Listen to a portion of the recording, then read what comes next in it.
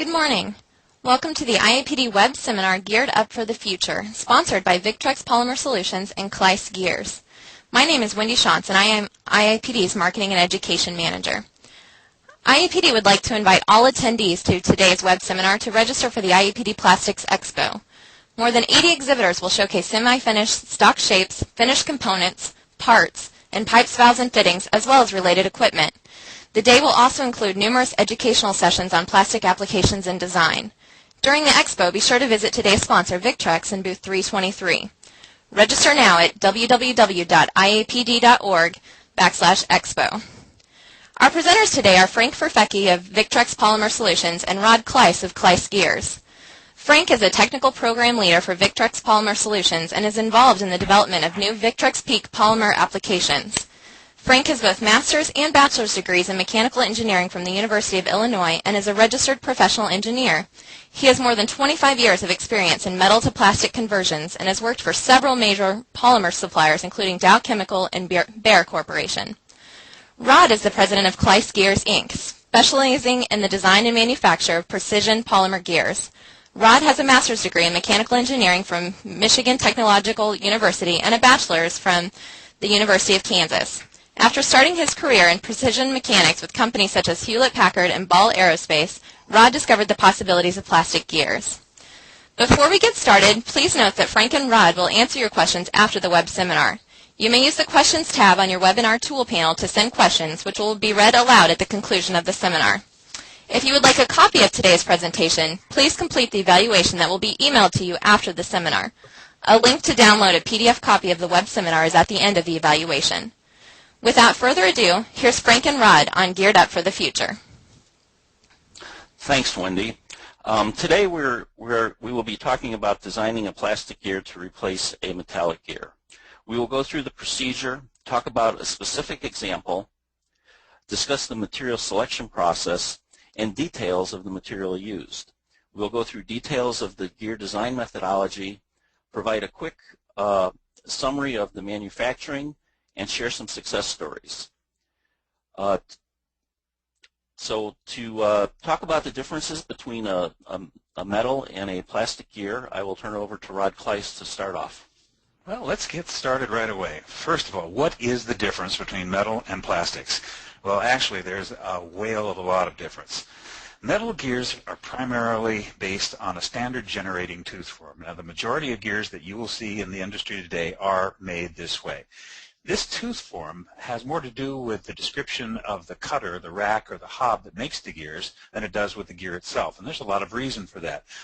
Gears are very difficult items to make. And so if they can describe the cutting process, tell the machinist how to make the gear, they've solved their problem. Unfortunately, plastic gears are not made with hobs or racks. We make one perfect cavity, and from that cavity we mold a million different gears. A million perfect gears of the shape that we're looking for. Now, if you look at even the description of a traditional standard gear, and you'll see terms such as addendum modification, hole depth, even diametral pitch or module, and normal pressure angle. These all refer to the cutting process or features of the cutting tools. Molded gears aren't described or aren't generated in this fashion, therefore this terminology is a bit outdated for them. We need to describe our molded gears by their geometry. Now, once we've described them by their geometry, we've got another problem. We've got to inspect them.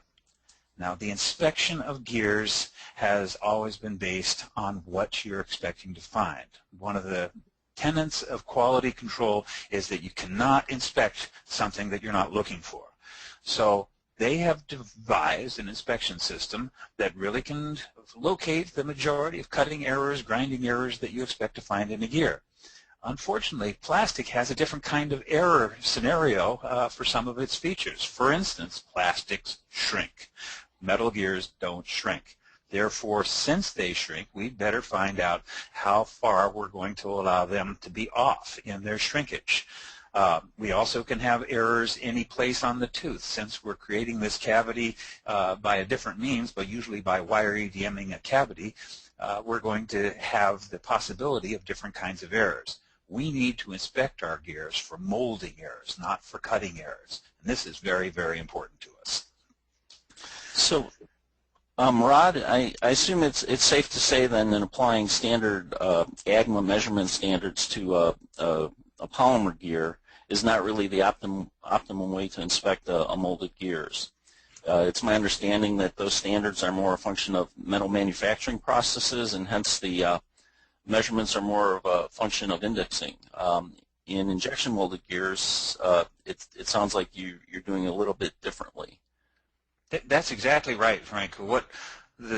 If you take the standard inspection technology and apply it to a plastic gear, and if it's a perfect plastic gear, the inspection technology will tell you that it's a very good gear.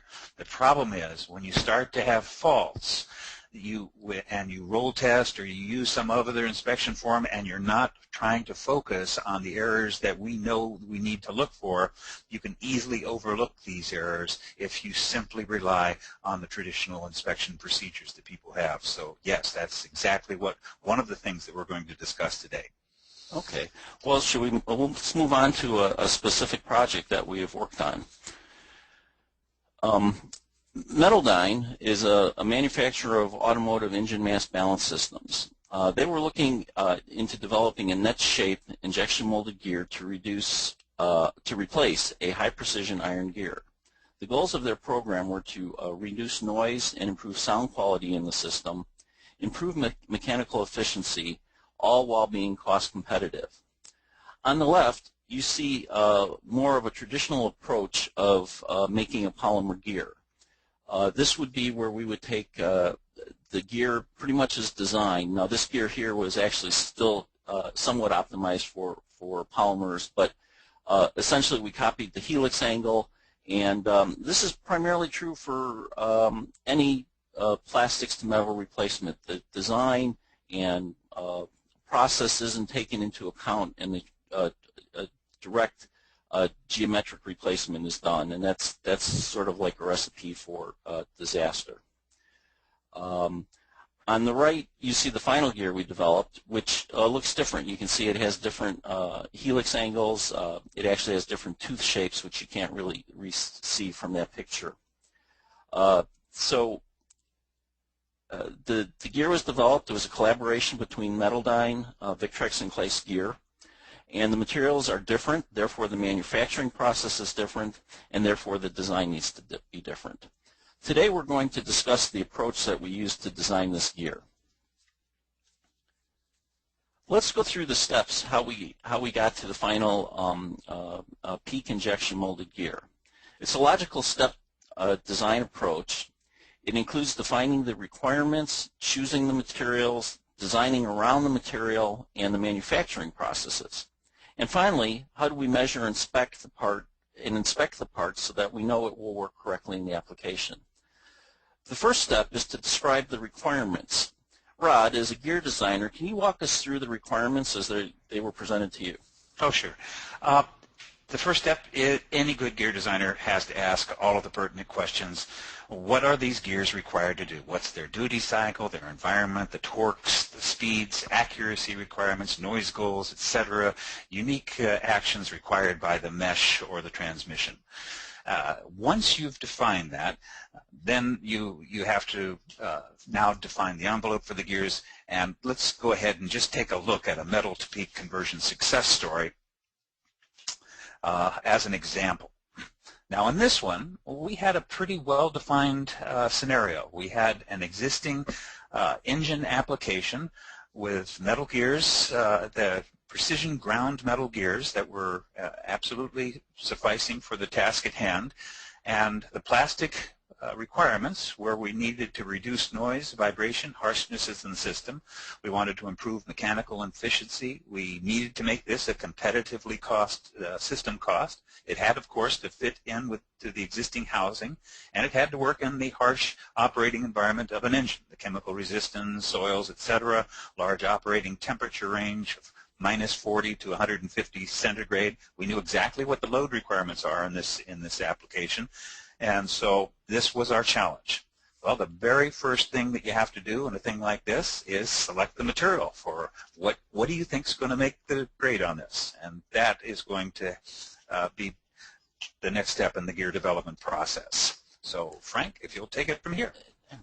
as Rod said, the first step is to select a material. In this case, we wanted an injection molded material that met the system requirements. And these are the constraints in the system which there are currently no ability to change. That would be like the temperature environment, the chemical environment, things like that, versus maybe some slight tweaks into geometry which are a variable in the design process.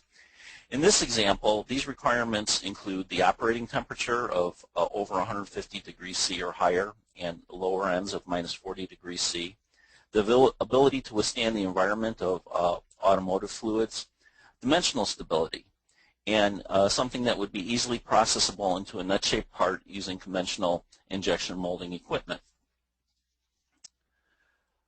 For those of you with a metals background, injection moldable polymers come in a pellet form as shown in the picture above.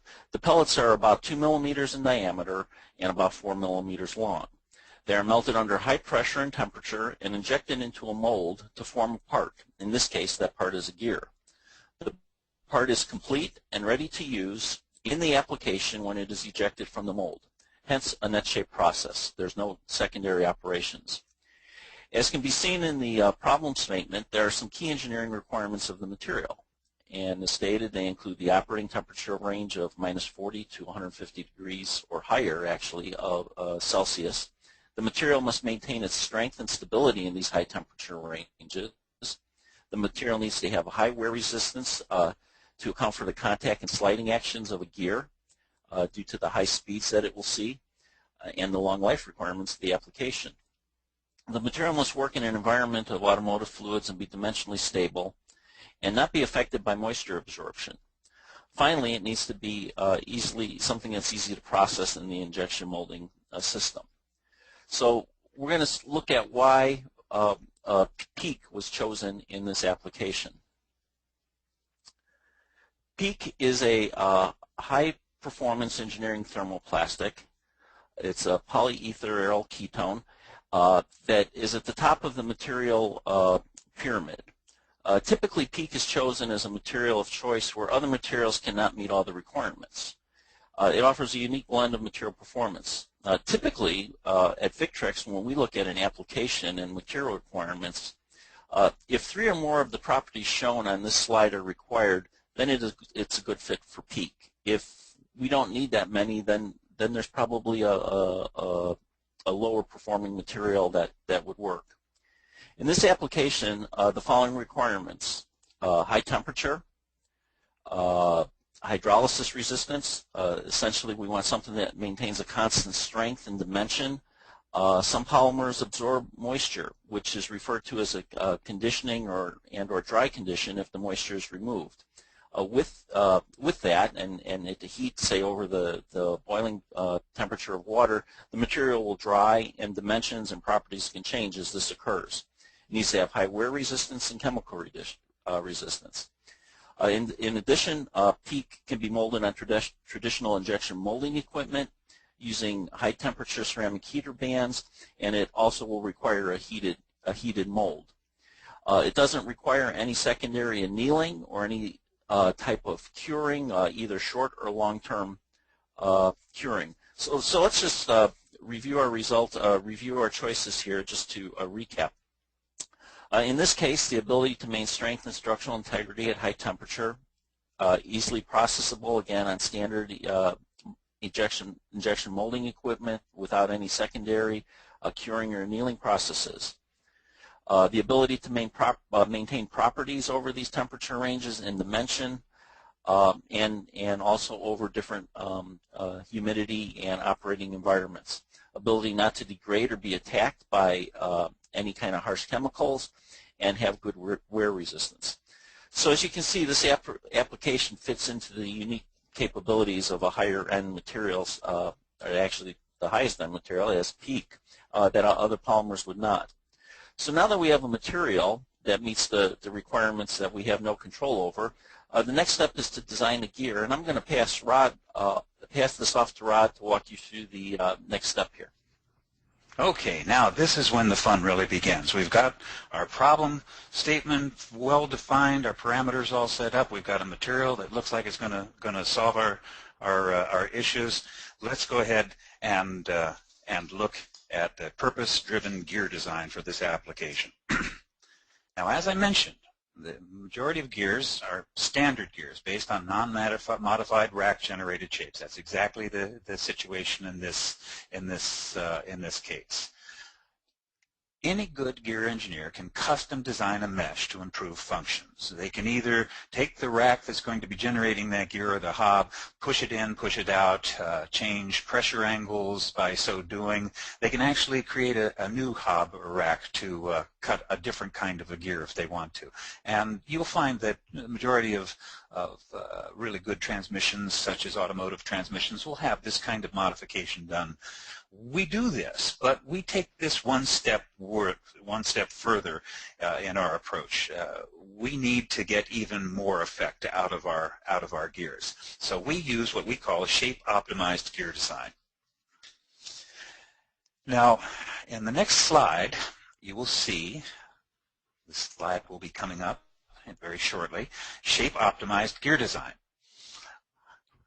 I hope somebody will put this slide on for me right now, because on the left-hand side of the slide, we will see a standard gear set. And on the right side of the slide, we will see a shape-optimized gear design. You can see right off the bat that there is quite a bit of difference between these two meshes. Even though they're both operating at the same center distance, they both have the same numbers of teeth on the pinion and the driven gear. But if you look closely at the teeth on this, and they're shown and blown up in the hub of the larger gear, you can see there's really quite a bit of difference between the two gears. Well, first of all, look on the gear on the left. You'll see that there's a large flat on the tips of the teeth of both the pinion and the gear. The gear on the right, that flat has now been extended out, so that tooth is much longer. In general, with molded plastic gears, we are looking for longer teeth. The reason for this is very simple. We're dealing with plastic, and plastic is going to have a lot of shrinkage and expansion in the real world. It's going to shrink and expand with temperature, perhaps with moisture.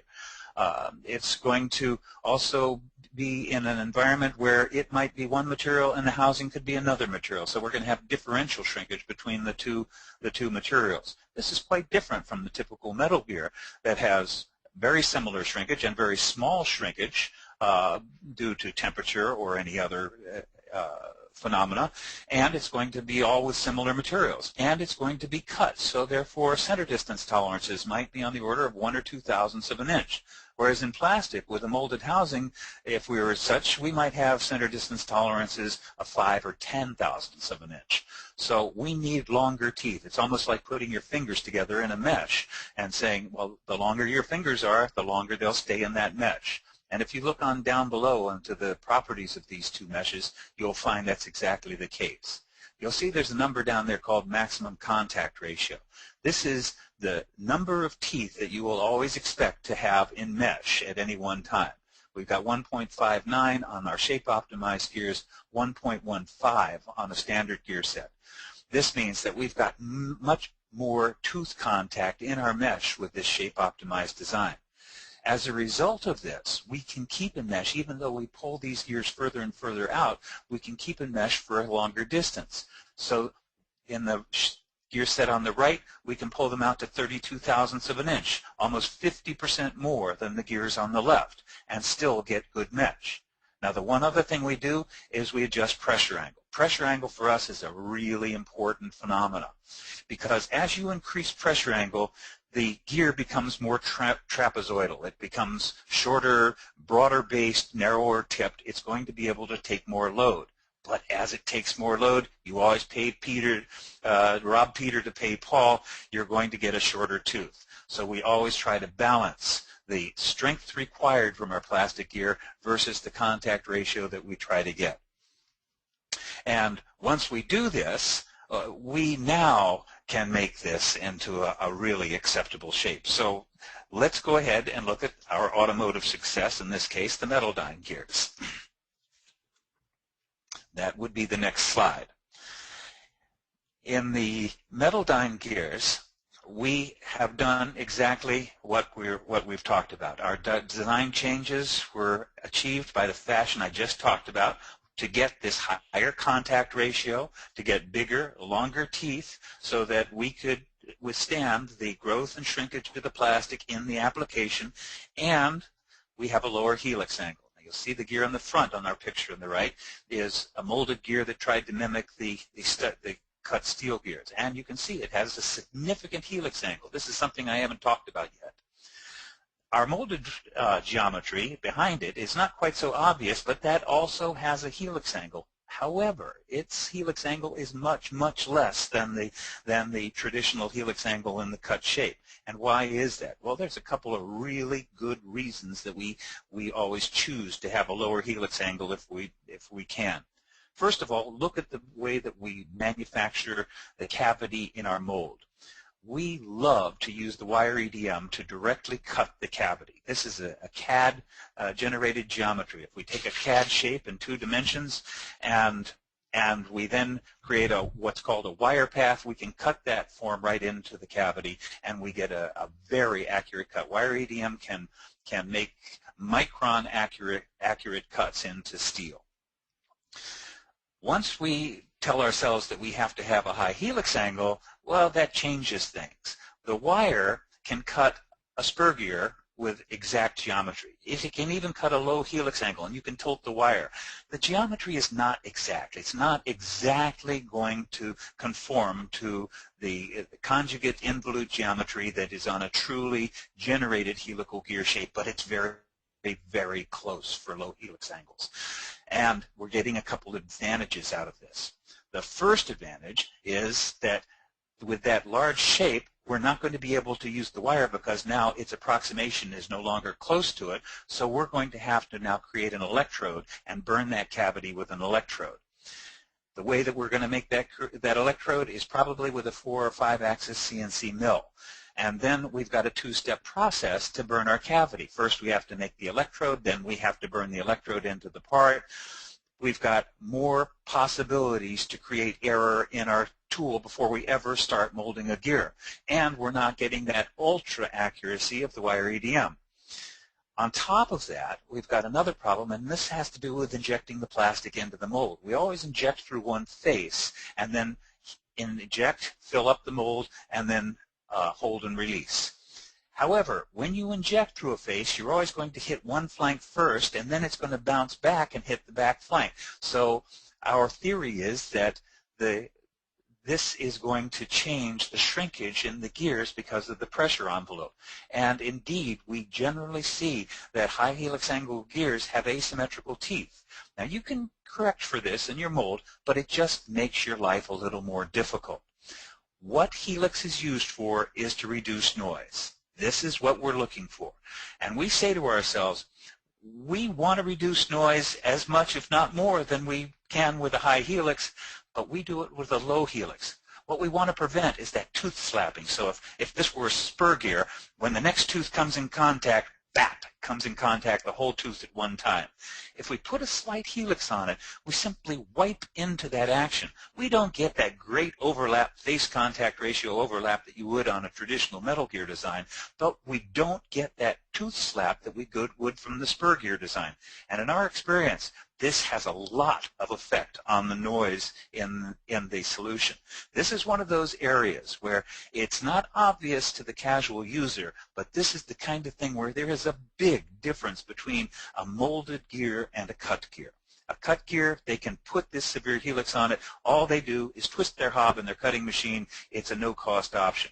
For us, it's a no-cost option if we can put our slight helix into our cavity and cut the same shape, virtually the same shape, with our wire EDM. So once we've designed this gear, the next thing, and it's a very critical step in this process, is we've got to describe the gear. So let's go look at a gear data sheet for a typical spur cut gear that we're going to make in this operation. Because the fact of the matter is, I can design the most exact, accurate, perfect gear for any use that I want to, and if I can't describe it, and if I can't tolerance it and tell somebody how to prove that it's a good gear, then I have done absolutely nothing.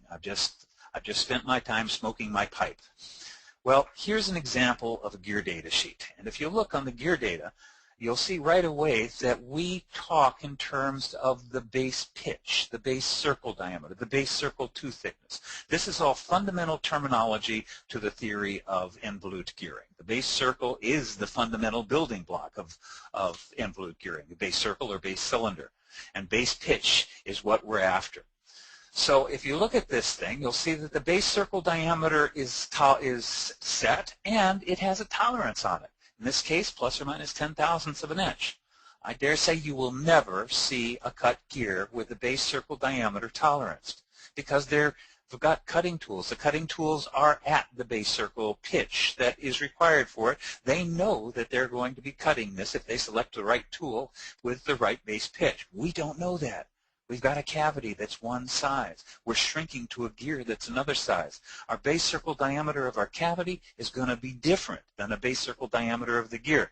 Therefore, since this is a targeted dimension, we better know how closely we expect to reach it. And what is the accuracy required? Well, in our experience, for the majority of gears, if you hit that base circle with plus or minus 5,000ths of an inch per inch or millimeter per millimeter accuracy, you're probably not going to detect a significant problem with your transmission, and that's generally the number that we use. Now, then we also describe the tooth thickness. We've got to describe that. And then we describe this root diameter. And you'll look and you'll see there's a couple stars on that. And the stars refer to a note down below that says the root trochoid must be directly generated per AGMA Standard 1006-A97, Appendix F. And this is an appendix that I wrote. And I wrote this for one reason. I want it known that this method that we're using is not proprietary, it's not special, it's not something I even invented. It's standard. It's been around in the industry forever. It was described way back in the 1930s. Buckingham described it. Others have described it. Colburn was the latest, I think, in the 80s. Litvin talks about it. This method is known, the shape-forming method where the tip of one tooth shapes the root of the other. And I'd forgotten to mention this in my earlier slide, but this is really where shape forming is all about. As instead of making the root with a rack and getting into a sharp tip on the rack, we actually let the mating tip of the mating gear wipe through its mate and form the root of that gear, or the trochoid, in its maximum material condition. When we do this, we get a much fuller, full radius root that really can stand a lot more stress because it doesn't have any sharp stress risers like the traditionally shaped root. So we do that this way, and then we define it in this method, and in this appendix, the method of generating the root like that is described, and therefore it can be found in standard texts. Now at the bottom, we talk about the gear in its operating state. And in this case, we try to refer to it in ways that traditional gear designers will be comfortable with, where we describe the diametral pitch or the operating pressure angle, the normal operating tooth thickness at that pitch diameter, so that other engineers don't have to be baffled by our approach of base circle technology. They can actually put this in using these numbers into traditional analysis or design programs and follow what it is we're trying to do. We're not trying to do anything with smoke or mirrors or be anything that's not understood. So now we've got the gear, we've designed it, we've actually got it defined so that we can inspect it. Now we need to estimate shrinkage, we need to cut the cavities, and make some gears. And so I'll let Frank describe these next steps. Okay, thanks, Rod. Well, once we have a tooth form, as Rod described, to best describe to best create a precise molded part, we need to look at all aspects of the injection molding and tool building process. We need to design the remainder of the gear and the insert to maintain uniform walls. The reason we do this is to create uniform shrink, and also the thinner the walls, the less shrink you're going to have, and the more uniform they are, the more uniform your shrink is going to be. In the molding process, all materials are going to shrink, and if you look at the upper picture here in the slide, this is an exaggeration, but it kind of shows what's happening. It would show the outer ring is actually your mold, and the lighter color material would be the polymer that would be shrinking away. And it's just inherent in the solidification process that you're going to have the shrink. Much like in a stamping process where you get spring back. It has to be designed into the tool, and every material is unique. Other things that can affect it are the flow patterns of the material. So therefore you have to properly design the way you gate the part. You want to minimize the effect of knit lines. That's both from a shrinkage standpoint, also from a homogeneous material strength standpoint. We need to make sure that in our tool we have properly sized oil lines or properly controlled heat cartridges to maintain a uniform tool temperature that has no real gradients in it. Again, to make that shrink process uniform. The gates and runner systems need to be sized to ensure the parts are properly packed. All the mentioned parameters, uniform wall, gating, runners, tooling, need to be looked at up front. We utilize simulation and tools and design reviews to drive the shape of the part and the design of the tool to optimize the performance. All these are potential concerns and issues. So therefore the gear designer, the tool builder, the material supplier, all need to work closely together to make sure that we're all working in unison and look at all these things up front. So once we have a properly designed part, we go to the next step, and that would be we have a properly designed part, we've built a tool, so the next step is to define and develop the manufacturing process so that we produce consistent parts that meet the application requirements. So, in addition to building that tool, we need to control and design the processing and material handling equipment. These include typical injection molding parameters. With peak, we need to control mold temperature to properly crystallize the material. Typically, this is best done with oil heat, as it provides a good uniform tool temperature without gradients. Oil can also serve to cool the tool if it needs to. With smaller parts, a lot of times electric cartridge controls cartridges are used, and again, they cycle on and off. They can't remove heat from a tool, but again, it's another alternative. We need to control the barrel temperature and the barrel size. The barrel size is where the material is melted and from a solid form into a liquid, then injected. This is critical because if we have too big of a barrel, there's too many what would be shots or parts that would be molded from that barrel. It's hard to control the amount of material going into the mold. Also, there's possibilities of long residence time, which could potentially degrade material. And if the barrel is too small, you may not get uniform melt going into the tool. The clamp needs to be sufficient to keep the tool shut. And in this example, we use a steel insert. And this was because we needed a controlled press fit on the shaft, so we actually are overmolding a steel insert, overmolding the gear. When using an insert with a peak in particular, if this insert has significant thermal mass, it needs to be heated before it goes into the tool, so it should be at the same temperature as the mold.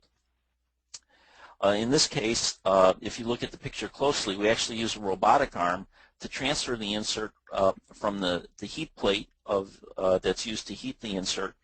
And this precisely controls the process. It provides consistent time cycles. It provides consistent temperature histories, both of the material that's being injection molded, because the times are consistent, and then temperature histories of the steel insert. So everything is constant. Once we have a process, we need to move to the inspection. and to ensure that the part meets the application requirements. Now, with that said, what Kleiss has shown us is that with typical inspecting, traditional inspecting methods such as roll testing, which show both tooth error and runout, both of these measurements take indexing in a hot gear and will not necessarily pick up all the potential issues and variations in a molded gear, such as non-uniform shrink, knit lines, tooth-to-tooth variation. Effectively, each tooth is its own cavity or tool. Frank, he needs to move. There you go.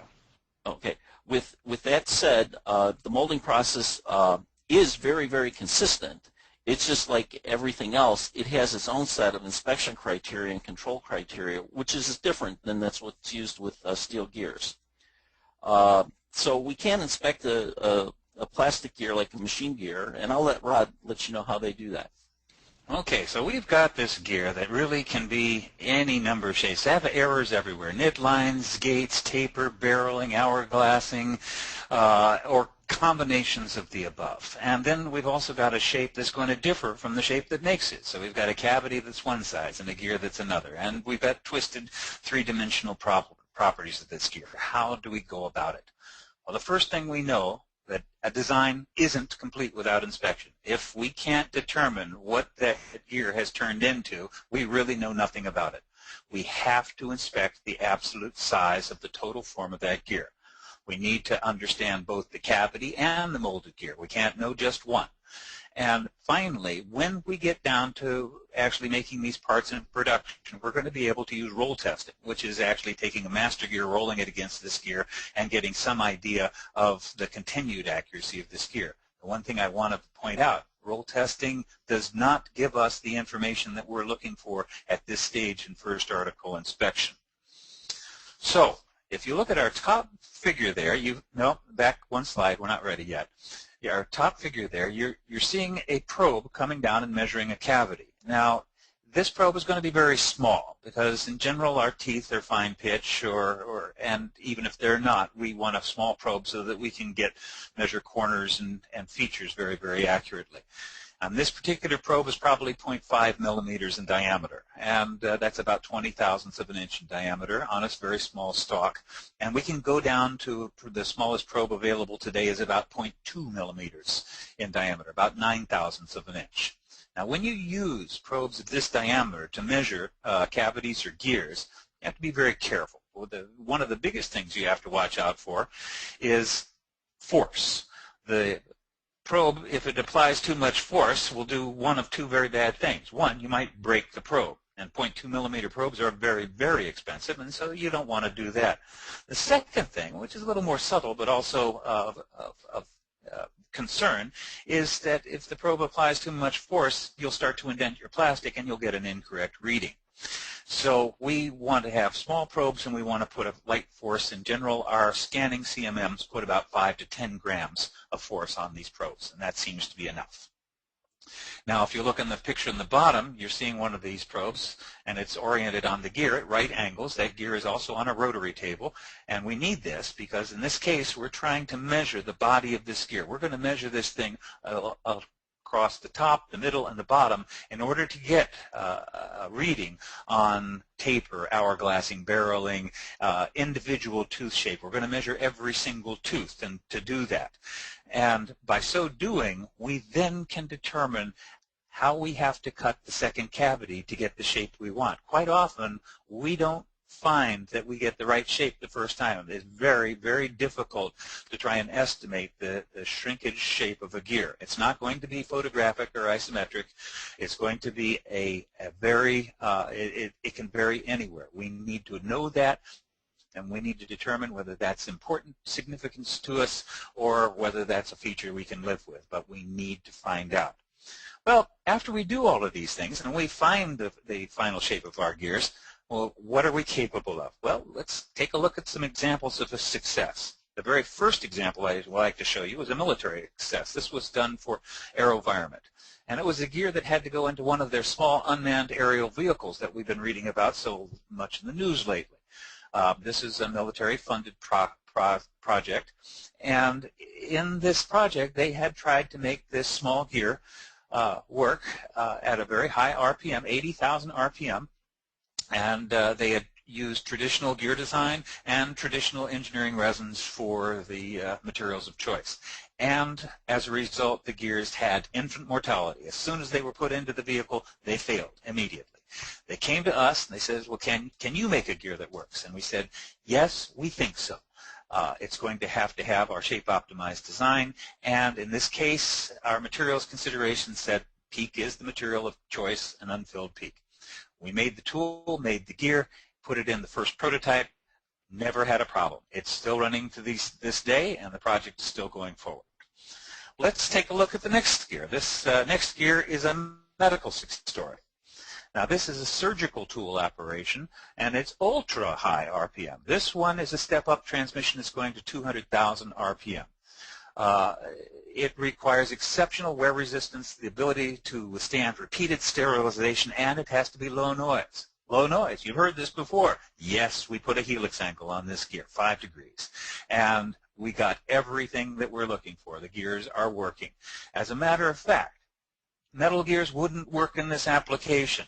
There's no constant lubrication. There's no ability to withstand the environment, the sterilization, et cetera, et cetera. This can only be satisfied by plastic gears, and plastic gears work marvelously well. This is one of the advantages, is that now we can start to approach new technologies that heretofore didn't have answers, and now we can start to apply molded gear technology to provide answers for that. And to do both of these, Victrex PEEK was the necessary material property for success.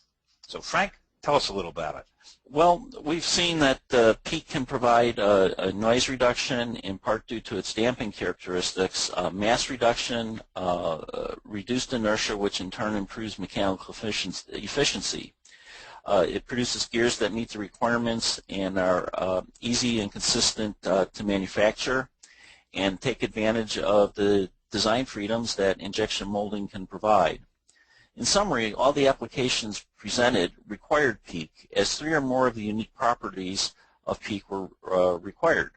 Temperature, chemical resistance, purity, FDA, hydrolysis resistance, flame, smoke, toxicity resistance, radiation resistance, and electrical properties.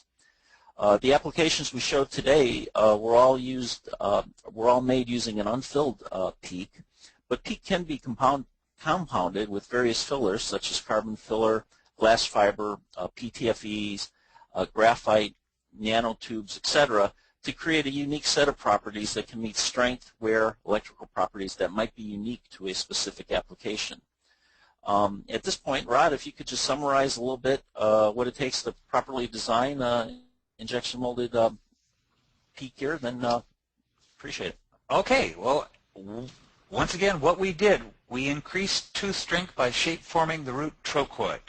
And there is no reason on this earth to stay with rack-generated root, which will decrease strength. It's simply a choice of convenience. And that choice costs you a lot in function, and it also, the converse of that is that the shape-form design costs you nothing in this extra except for the design of the tooth.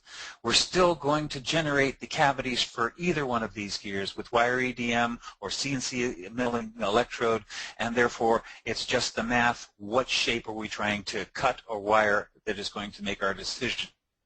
So there's no reason to stay with a traditional generated root form, which will decrease strength, reduce contact ratio, et cetera, et cetera. We want to build a longer tooth. We want to balance strength versus contact ratio tolerance with pressure angle. And pressure angle for us is going to be an analog variable. It's not 14.5 degrees or 20 or 30. It can be anywhere from 10 to 65 or less or more. It's an analog variable. We choose it. It's our choice, and it's a key tool for us to make the shape we want. And we want to adjust the cavity for shrinkage. That's key. We want to measure the cavity and the gear and find out what their shapes are. I want to point out very specifically, if you go to somebody and they say, I will tell you how accurate your gear is by roll testing with a master gear, walk away. It's not true. They can't do it. You have to know the actual absolute shape of that gear if you're going to be able to assure yourself of a proper product. Roll testing is not for first article inspections.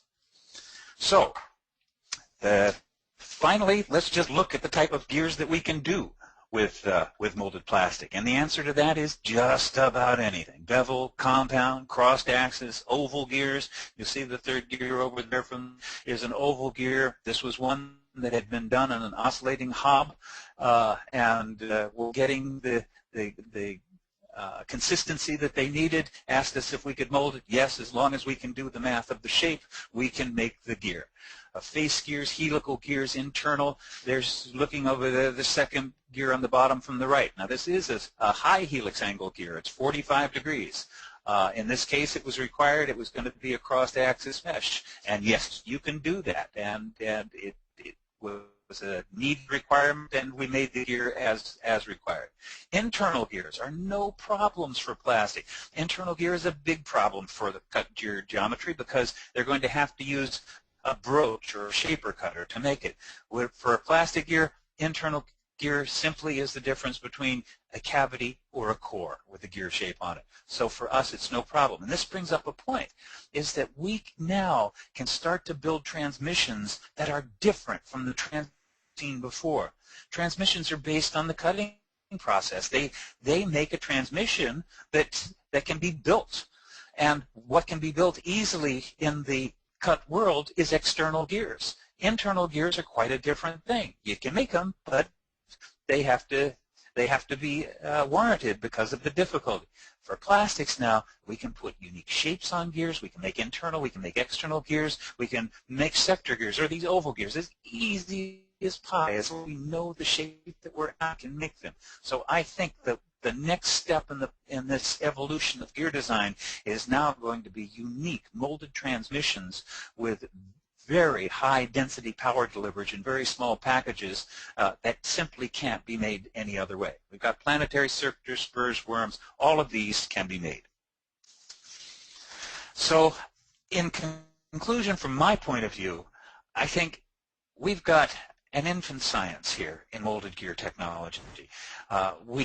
We are now breaking away from the traces of metal gears, and we're coming up with new shapes, new processes, new methods to make molded gears perform in ways that nobody ever expected they could.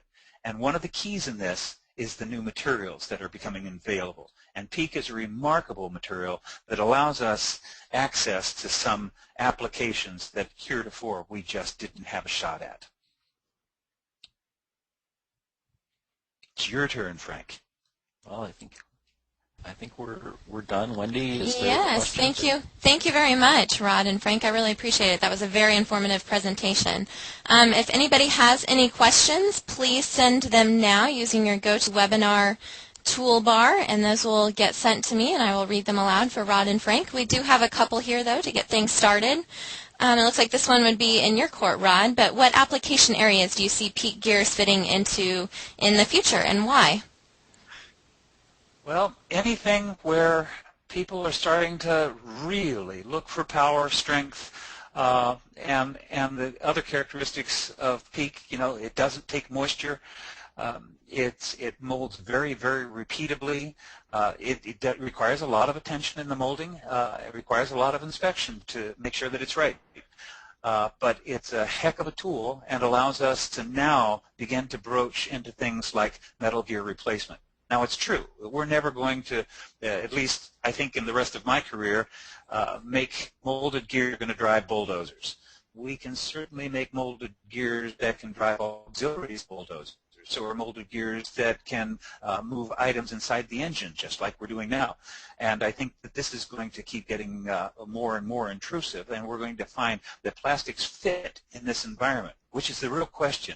Now we can start to look at it and say, does this make any sense that plastic might be able to do this better than our traditional approaches? And I think PEEK allows us to answer this question.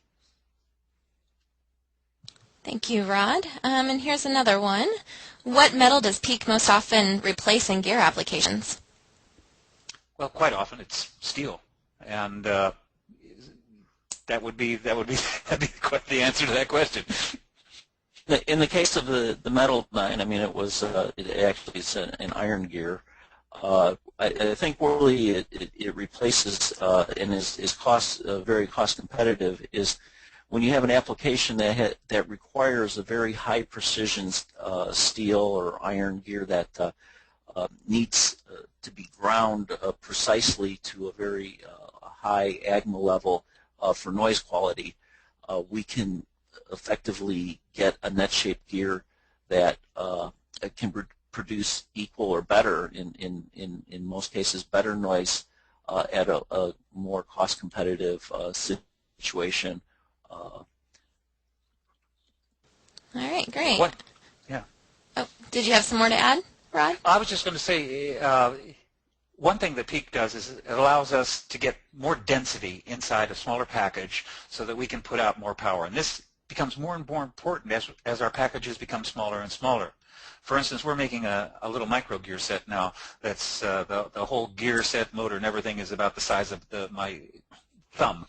And you're using a lot of materials in this gear. It's a 1200 to 1 reduction ratio. We start with unfilled acetal. We'll end up with nano or carbon-filled Teflon lubricated PEEK for our output worm.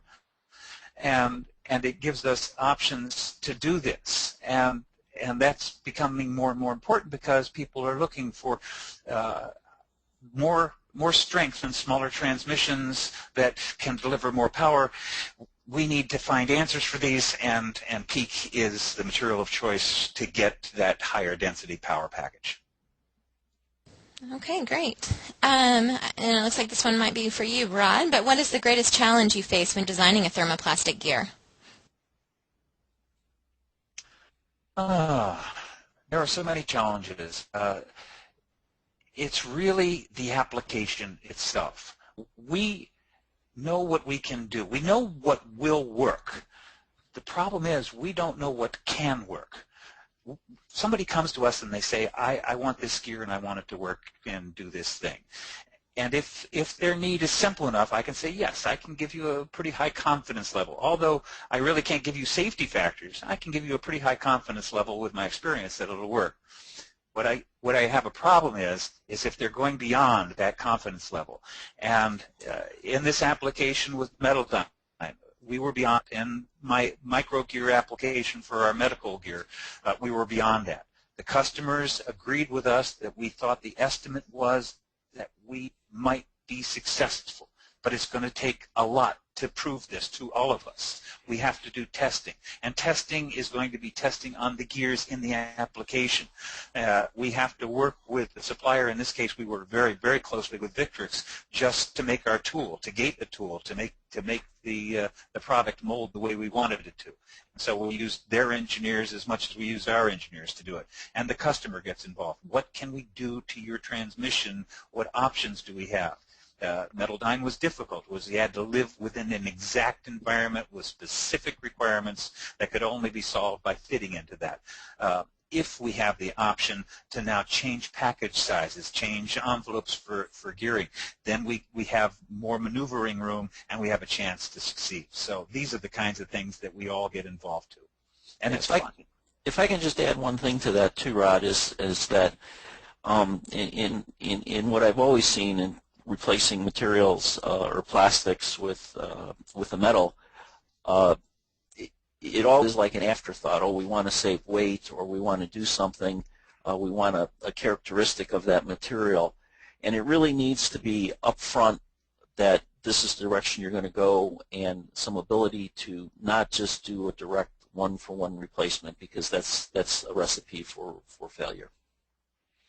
And another thing is that quite often people look at this and they say, we're going to consider changing to thermoplastic because of what? The one overriding reason is usually cost. We think we're going to get a really cheap gear.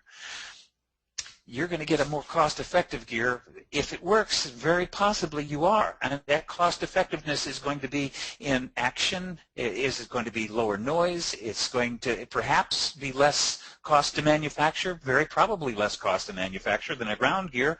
But an inexpensively cut gear, it may not. It may actually balance out. They've got some pretty good manufacturing techniques.